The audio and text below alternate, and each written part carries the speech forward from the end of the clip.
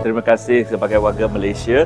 Bulan 8 kita sudah menerima SARA pada bulan 8. Dan sekali lagi PMX baru announce dalam bajet semalam yang kita bakal menerima lagi pada bulan 2 ini. Terima kasih banyak kepada Perdana Menteri Malaysia kita. Saya sebagai penjawat awam merakamkan ucapan terima kasih kepada Yang Amat Berhormat Perdana Menteri di atas pengumuman yang telah dibuat dalam Belanjawan 2026, iaitu bantuan khas sebanyak RM500 kepada semua penjawat awam dan kenaikan gaji SSPA pada Januari 2026. Terima kasih Yang Amat Berhormat Perdana Menteri.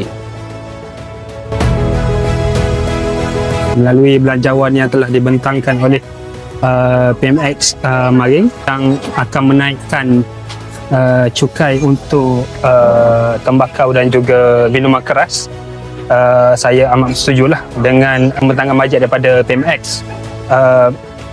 Dengan kenaikan cukai ini sebenarnya dia dapat membantu rakyat Malaysia untuk hidup dengan lebih sihat lah.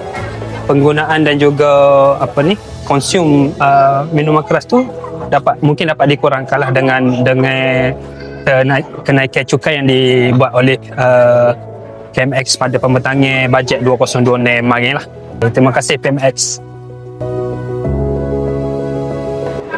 Terima kasih kepada Belanjawan 2026. Saya daripada JM Automobil Inovatif sebagai pengedar kereta nasional. Inisiatif kerajaan menyediakan geran padanan untuk melupuskan kereta lama yang 20 tahun. Ini amatlah menggalakkan kepada pengguna untuk membeli kereta baru. Inisiatif ini juga membuat keselamatan kita akan lebih terjaga. Kenderaan EV pula, inisiatif belanjawan yang akan menghentikan tax holiday untuk kenderaan-kenderaan EV import amat memberi impact kepada kenderaan EV tempatan seperti Proton Emas.